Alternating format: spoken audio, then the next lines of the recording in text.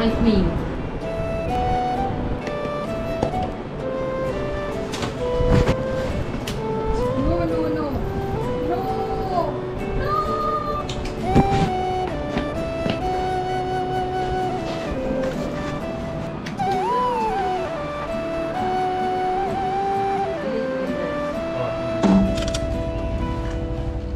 বিসমিল্লাহ। তুমি যাচ্ছ কোথায়? ইনশাআল্লাহ রাজশাহী যাচ্ছি আমরা। রাত বাজে কয়টা? রাত বাজে 2টা। চলো রাত 10টা বাজে আমাকে রওনা দেওয়ার কথা। চলেন বিসমিল্লাহ।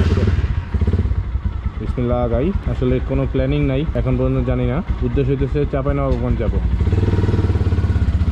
রাতের বেলার ভিডিও আসলে কম হবে। রাতের বেলা যমুনা ব্রিজ আপনাদেরকে দেখায় সরাসরি সকালবেলা দেখা করতে। অবশ্যই এর আগে দেখা হবে, কারণ আমরা যেখানে ব্রেক নিব খাওয়া দাওয়ার জন্য ওখানে দেখা হবে। মজার ব্যাপার হইতেছে এই প্রথম আমি এত দূরে একলা যাইতেছি। স্বাভাবিকভাবে আমি আসলে একলা কখনো কোনো রাইডে যাই না, প্রথম যাচ্ছি কারণ একটা ইচ্ছা আছে। সবাই বলবে ভাই বিদেশ বিদেশ বিদেশ, এখনই কোনো কিছু জানাইতেছি না, বাট আমি আপনাদের তানিশাভাবেকে নিয়ে একটু একলা একলা রাইড করার প্র্যাকটিস করতে এসেছি। তো এটার প্রথম স্টেপ মেবি রাজশাহী চাঁপাইনবাবগঞ্জ।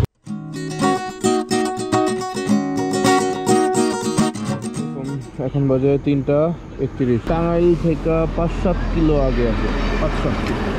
আমরা ছোট্ট একটা চা খাবো, তারপরে আপনাদেরকে নিয়ে যাচ্ছি যমুনা ব্রিজ।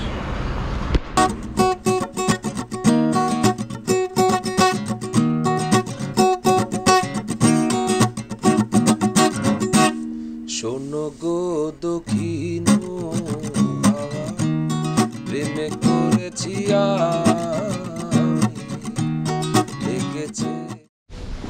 চলো ভোর 5টা বাজে গেছে, হালকা হালকা আলো আসছে, কিছুক্ষণের মধ্যেই সকাল হয়ে যাবে। আর গরু 150 টাকা নিয়ে খিচুড়ি সিনো বেশি একটা ভালো লাগতেছে না। কি করো তুমি? স্টোরি দিচ্ছি।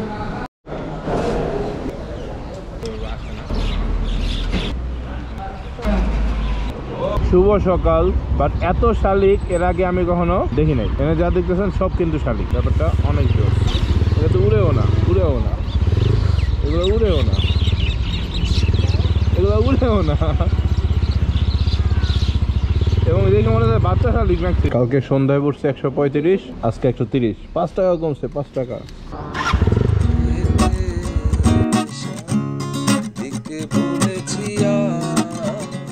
আসসালামু আলাইকুম এই বাংলার মানুষজন, কেমন আছেন আপনারা? আমি হাসান সেতু চলে এসেছি আজকে। অলরেডি আমি আছি সিরাজগঞ্জ এবং নাটোরের মাঝখানে। আমি জানি না এটা কী বিল, বাট অসম্ভব সুন্দর লাগতেছে। মেন ফ্যাক্ট হচ্ছে রাতের বেলার আসলে ওইরকম ভয়েস ওভার দিতে পারি নাই। তো টাঙ্গাইল রোডে আমি প্রায় 4 থেকে 5 বছর পরে আসছি। এক্সপ্রেস এই হাইওয়েটা আমি দেখি নাই, বাট সবচেয়ে মজার ব্যাপার হচ্ছে রাস্তা অনেক ভালো ছিল। বাট প্রবলেম একটা হয়েছে, যেটা হচ্ছে টাঙ্গাইলের রাস্তায় প্রচুর পরিমাণে লাইট কম ছিল, যার কারণে আসলে চালাইতে একটু ভয় লাগছে। আর আমি একলা কোথাও আসছি, আমি আসলে গ্যাং ব্যাং ছাড়া, টিম ছাড়া সহজে কোথাও যাই না। বাট তারপরও ভালো চালাইছি আলহামদুলিল্লাহ, সেফলি চালানোর চেষ্টা করছি। এভারেজ 60 থেকে 80-র মধ্যে চালানোর চেষ্টা করছি, এবং 13 জিবি ভালো পারফর্ম করছে এবং ভালো একটা সাপোর্ট দিচ্ছে আলহামদুলিল্লাহ। সবচেয়ে মজার ব্যাপার, আপনাদের আপুও খুব একটা টায়ার্ড হয় নাই, ও ভালো সাপোর্ট দিছে। ওই যেখানে সে বসে আছে আপনাদের সাথে আমি কথা বলতেছি। এই যমুনা ব্রিজের রাতের দৃশ্যটা খুব জোশ ছিল। যমুনা ব্রিজে যখন আমরা উঠছি তখন ট্রেন চলে আসছিল, তো রাতের বেলা ট্রেনের ব্যাপারটা খুব কুল লাগে। যমুনা ব্রিজের লাইট, ট্রেন সবকিছু জোশ ছিল। টাঙ্গাইলের রাস্তা পার হওয়ার পরে সিরাজগঞ্জের রাস্তাটা খুবই খারাপ ছিল। তারপরও আমরা ভোরে একটা ছোট্ট রেস্টুরেন্ট দাঁড়ায় ওখানে একটু খাওয়া দাওয়া করছি। খাওয়া দাওয়া করে এখন এই পর্যন্ত আসছি। তো সান ভরপুর, সানটা ঝোঁকে লাগতেছে, একটু খারাপ লাগতেছে, কারণ আমি এই সময়টা আসলে আমার কাছে একটু প্যারা লাগে। তাই ভাবলাম যে আপনাদের সাথে দাঁড়ায় কিছুক্ষণ কথা বলি। সুন্দর একটা দৃশ্য, সুবহানাল্লাহ। ইস্যু হইতেছে যে আমরা এখান থেকে যাব নাটোরের উপরে, নাটোরের উপর দিয়া রাজশাহী থেকে যাব চাঁপাইনবাবগঞ্জ। চাঁপাইনবাবগঞ্জই আমাদের মেইন গন্তব্য। আগাইতে থাকি। ও হ্যালো, তুমি বসে আছো এখানে? আমি পিকচারস আপলোড করতেছি। কেমন লাগতেছে তোমার নতুন হেলমেট? এটা অনেক জোর। কিন্তু হেলমেট কি তোমার না আমার? না তোমার।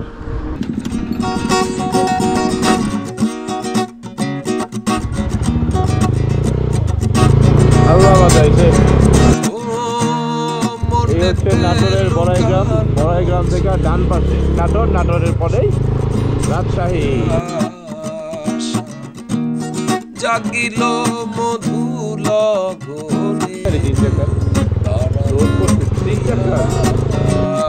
ওয়েলকাম টু নাটোর শঙ্কর গোবিন্দ চৌধুরী চত্বর। নাটোর থেকে বেসিক্যালি এখন নাটোরে দাঁড়াইতেছি না, যদিও আমি জানি নাটোরে আমার অনেকগুলা ছোট হয়ে আছে, লাইন আছে, কায়েস আছে। ইভেন অলরেডি কায়েস সকালবেলা যখন দেখবো আমি রাজশাহী আসছি, কায়েস লাইন সবাই ফোন দেওয়া শুরু করবো। অনেক আছে এনবিজেড, মানে নাটোর বাইক রাইডার্সের পুরো টিমটা আমার খুব কাছের ছোট ভাই এবং আমার নিজের টিম।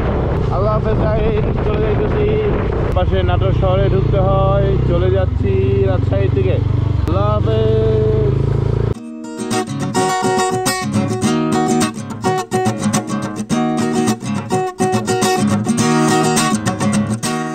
বেসিক্যালি আমরা এখন রাজশাহী থেকে 15 থেকে 20 কিলোমিটার দূরে আছি। বেসিক্যালি এইটাও রাজশাহী, কিন্তু রাজশাহী শহর থেকে 15 থেকে 20 কিলোমিটার দূরে আছে। তো রাতেও 4:30 দিয়ে ঘুমাইছি, আর এই আজকে সারা রাত তো বাইক চালায় আসছি, ঘুমানো হয় নাই, যার কারণে একটু ঘুম পাইতেছে, খারাপ লাগতেছে।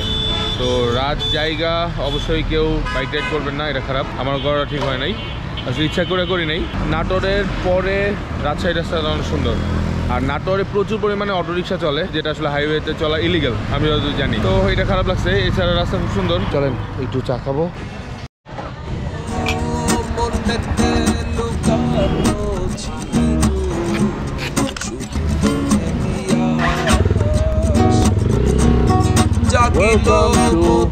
রাস্তায় চলে এসেছি।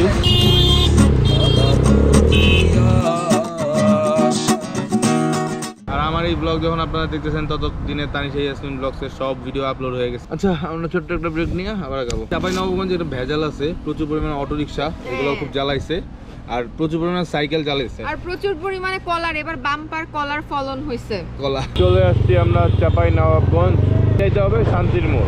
শান্তির মোড় কোনটা? হ্যাঁ,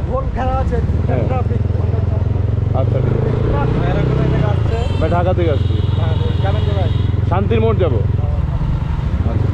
থ্যাংক ইউ। শান্তির মোড় থেকে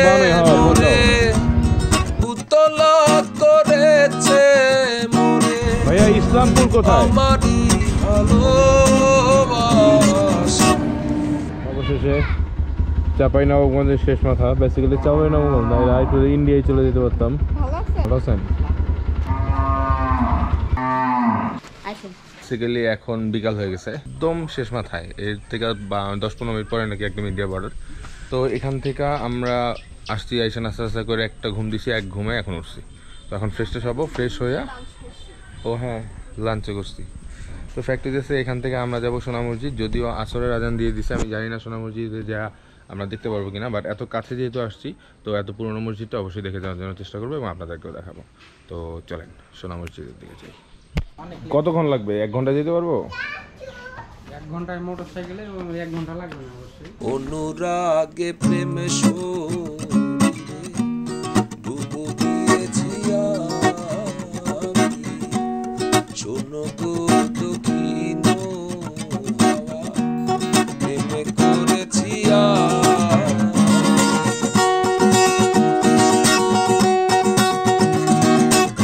সোনা মসজিদ রাজশাহী চাঁপাইনবাবগঞ্জ জেলার অন্যতম একটি প্রাচীন নিদর্শন। নট অনলি চাঁপাইনবাবগঞ্জ, বাংলাদেশের অন্যতম প্রাচীন মসজিদগুলোর মধ্যেই একটা হচ্ছে এই ছোট সোনা মসজিদ। ছোট সোনা মসজিদ এই কারণে বলা হচ্ছে কারণ আরেকটি সোনা মসজিদ আছে যেটা আকারে আরেকটু বড়, যার কারণে এটাকে ছোট সোনা মসজিদ বলা হয়ে থাকে। এটা আসলে তৎকালীন প্রাচীন বাংলার রাজধানী গৌরনগরে শাহ সুজার আমলে প্রতিষ্ঠিত হয়। চাঁপাইনবাবগঞ্জ থেকে মাত্র 32 কিলোমিটার দূরে। মহানন্দা নদী পার হয়ে এখানে আসতে হয়। আনুমানিক 1493 থেকে 1519 খ্রিস্টাব্দে ওয়ালি মোহাম্মদ নামে একজন এটি নির্মাণ করেছিল, যেটা আসলে প্রধান ফটকের মাইল ফলক থেকে নামটা জানা যায়, বাট আনুমানিক সালটা জানা যায় না। ভেতরে গেলে দেখা যায় যে অনেক প্রাচীন নিদর্শন এখানে আছে। আসলে প্রাচীন নিদর্শন বলতে প্রাচীন কারুকাজ বা প্রাচীন যে ডিজাইনগুলো ছিল সেই ডিজাইনগুলো দেখা যায়, বাট এখানে অধিকাংশ অনেক জায়গাতেই আসলে আবার নতুন করে রিপেয়ার করা হয়েছে। আমি এখানে কোনো প্রত্নতাত্ত্বিকের কোনো সাইনবোর্ড দেখি নাই, তাই হয়তোবা এটা যারা আসলে এটা পরবর্তীতে রক্ষণাবেক্ষণ করতেছে তারা আসলে প্রপার ওই ডিজাইনটা রাখার জন্য চেষ্টা করতেছে, কিন্তু এক্স্যাক্ট ডিজাইনটা হয়তোবা রাখতে পারতেছে না। যেখান জায়গাটাকে ভেঙে গেছে ওইখান থেকে সিমেন্ট দিয়ে নতুন করে আসলে একটু সাপোর্ট দেওয়া আছে বা নতুন করে নির্মাণ করার জন্য চেষ্টা করা হয়েছে। মসজিদটা অসম্ভব সুন্দর। আমরা ভিতরে দিয়ে বেশ কিছু ক্লিপ নেই এবং আসলে খুব ঠান্ডা একটা পরিবেশ। আসলে ধার্মিক মন মানসিকতা যারা আছে বা আমাদের বাংলাদেশে যারা এই ইসলাম প্রচারের এক পুরনো নিদর্শন হিসেবে এই মসজিদটি কিন্তু এখনও চাঁপাইনবাবগঞ্জে অবস্থিত আছে এবং আনুমানিক 600 থেকে 700 বছর আগের এই মসজিদটি অবশ্যই যদি চাঁপাইনবাবগঞ্জে যান তাহলে আপনারা দেখে আসবেন। আসলে আমরা রাতে যাওয়ার কারণে হয়তো ভালো ক্লিপ বা ভালো ভিডিও দেখাতে পারছি না, বাট দিনে আসলে হয়তো আর একটু বেটার দেখানো যাইতো। বাট তারপরেও মসজিদের ভেতরটা আমাদের কাছে অনেক ভালো লাগছে। ইমাম সাহেব যিনি আছেন উনিও আমাদের অনেক সাপোর্ট করছে। অধিকাংশ জায়গায় পুরনো শিলালিপিগুলো বা শিলালিপি তো না মানে পুরনো ডিজাইনগুলো রেখে দেওয়ার জন্য চেষ্টা করা হয়েছে। আর এই যে জায়গাটা দেখতে পাচ্ছেন এই দিক দিয়ে আসলে ইমাম সাহেব ওই উপরে উঠতো এবং ভেতরে যে দোতলা জায়গাটা আছে ওই জায়গায় দাঁড়ায়া বিচার কার্য সম্পন্ন করতো। তো এই কারণে তখনকার সময় সব কিছুই আসলে আইনানুগ ব্যবস্থা বিচার সব কিছুই মসজিদ হইতো।